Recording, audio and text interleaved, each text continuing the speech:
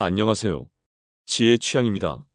오늘은 우울증의 초기 신호와 그것이 나르시시스트와 어떻게 연결되는지에 대해 이야기하려고 합니다.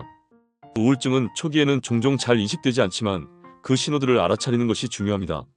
그리고 나르시시스트와의 관계에서 이러한 신호들이 더욱 두드러질 수 있다는 사실을 아는 것이 여러분에게 도움이 될 것입니다. 우울증은 단순히 기분이 우울한 것만을 의미하지 않습니다. 실제로 우울증의 초기 신호는 다양한 형태로 나타날 수 있습니다. 그중 일부는 신체적 증상으로 나타나기도 하고 또 다른 일부는 감정적, 정신적인 변화로 나타날 수 있습니다.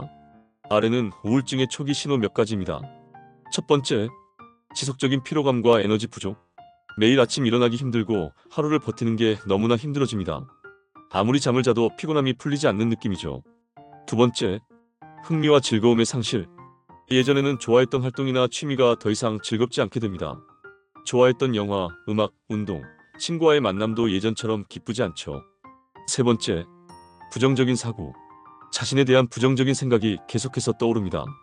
나는 아무 가치가 없다거나 내가 이 세상에 존재하는 의미가 없다는 생각이 들기 시작합니다. 네 번째, 집중력 저하. 일상적인 작업도 집중이 잘 되지 않고 생각이 흩어지거나 기억력이 감퇴하는 것을 느낄 수 있습니다. 다섯 번째, 잠의 변화. 수면 패턴에 변화가 생깁니다. 너무 많이 자거나 너무 적게 자게 될 수 있죠. 이런 신호들이 반복되면 우울증의 초기 증상일 수 있으므로 주의가 필요합니다. 이제 우울증과 나르시시스트의 관계를 이야기해 볼 차례입니다. 나르시시스트는 자신을 지나치게 중요하게 생각하고 타인을 이용하는 경향이 있습니다. 이런 성격의 사람과의 관계에서는 감정적으로 매우 소모될 수 있습니다. 나르시시스트 특징은 다음과 같습니다. 나르시시스트는 다른 사람들의 감정을 무시하거나 조롱하는 경향이 있습니다. 그들은 본인의 가치를 증명하려 하거나 다른 사람의 에너지를 빼앗아가며 자신을 더 우월하게 느끼죠. 나르시시스트와의 관계에서 우울증이 발생하는 이유는 무엇일까요? 나르시시스트와의 관계는 종종 감정적인 롤러코스터를 경험하게 만듭니다.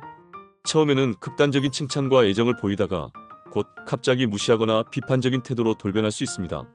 이런 변덕스러운 태도는 사람을 심리적으로 소모하게 만듭니다. 예를 들어 나르시시스트의 애정 표현은 종종 일시적이고 조건적인 경우가 많습니다. 그들은 상대방이 자신에게 끊임없이 존경과 관심을 보내기를 기대합니다. 만약 그 기대가 충족되지 않으면 그들은 금세 냉담하거나 심지어 모욕적인 말을 할 수 있습니다. 한 직장인의 사례를 들어보겠습니다. 이 사람은 상사와의 관계에서 우울증 초기 신호를 경험했습니다. 상사는 처음에는 칭찬을 아끼지 않으며 일을 잘한다고 말하며 여러 기회를 주겠다고 약속했습니다.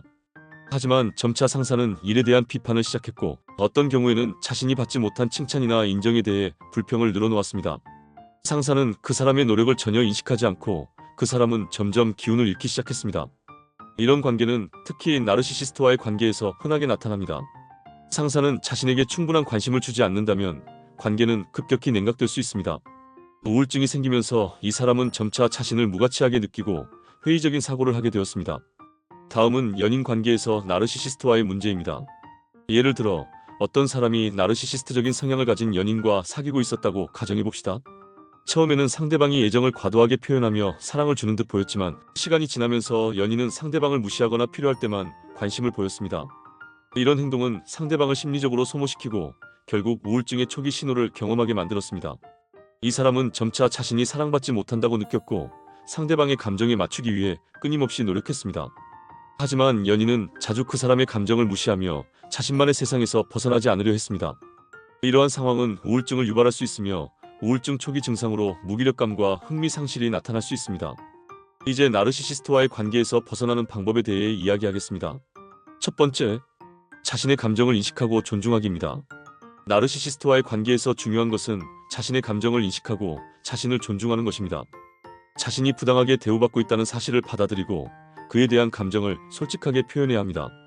두 번째, 경계 설정하기입니다. 나르시시스트는 경계를 넘어설 수 있습니다. 그러므로 개인적인 공간과 경계를 명확하게 설정하는 것이 중요합니다. 세 번째, 상담과 지원받기입니다. 우울증의 증상이 나타난다면 전문가의 도움을 받는 것이 중요합니다. 상담을 통해 감정을 표현하고 자신에게 필요한 지원을 받는 것이 좋습니다. 네 번째, 관계를 정리하는 것도 한 가지 방법입니다.